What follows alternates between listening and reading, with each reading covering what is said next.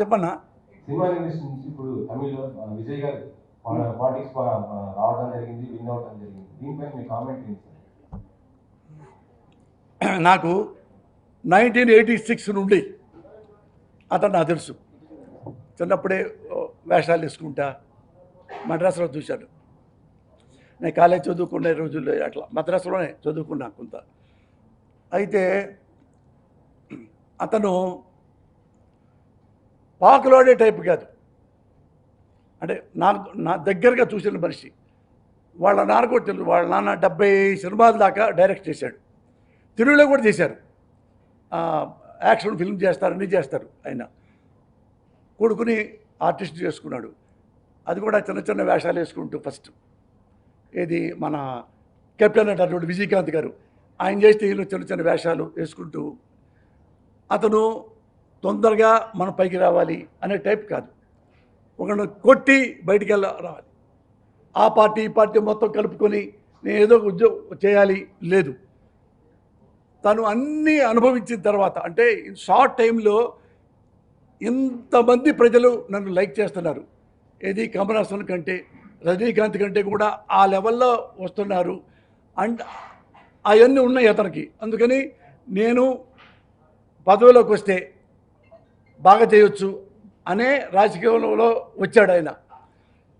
ఇప్పుడు మిగతా తెలుసు కదా, అతనికి 106 వస్తే ఇప్పుడు వాళ్ళు చూడండి పదవి కోసం ఎంతమంది అతన్ని అభిమన్యుడిని చేశారు. ఎంతమంది, అసలు ఎంత ఘోరాతి ఘోరం అంటే ఒకళ్ళు కాదు, ఎన్ని రకాల పార్టీలు అందులో అన్నీ. ఏదో ఒక ముస్లిం పార్టీ, మరి ఇంకొకటి party, CPM party, CPI party, ఇంకో party, DMK party, AIADMK party. అసలు డిఏ కాదు, పాకిస్తాను భారతదేశం ఎంత దూరంగా ఉంటాయో ఏఐడిఎంకే డిఎంకే అంత దూరంగా ఉంటాయి. ఇతనికి ముఖ్యమంత్రి అవుతాడేమో చెప్పి రాత్రి అంతా వేగవాల ఇద్దరు కలుస్తున్నారు.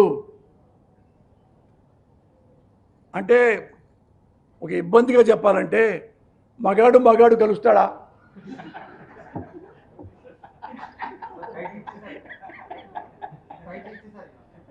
ఎవరన్నా అసలు నేను ఐ క్రైడ్ లైక్ ఎనీథింగ్. అప్పుడు రాజకీయాల్లో ఎవరన్నా మంచోళ్ళు వస్తే నేను చాలా సంతోషపడతా. అతను గుడ్ మ్యాన్ అండి, very good man, I can say proudly. అతను ఎప్పుడైనా చూడండి என்னங்க வேண்டானாங்க பசிக்கிறதுனா சாப்பிடலாம் தூக்கம் வருது அப்புறம் பார்க்கலாம். ఈ వయసుతో అంతే మాట్లాడతాడు.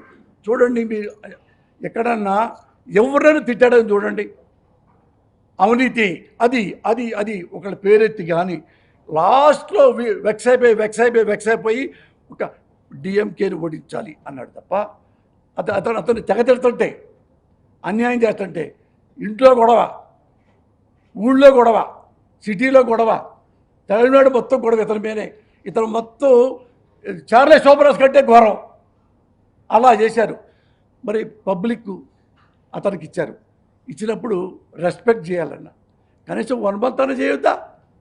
కొంచెం ఒకరోజు అసలు అతడు గవర్నర్ గారు కూడా ఏమండి అన్నీ వస్తేనే నేను మీకు తీస్తా.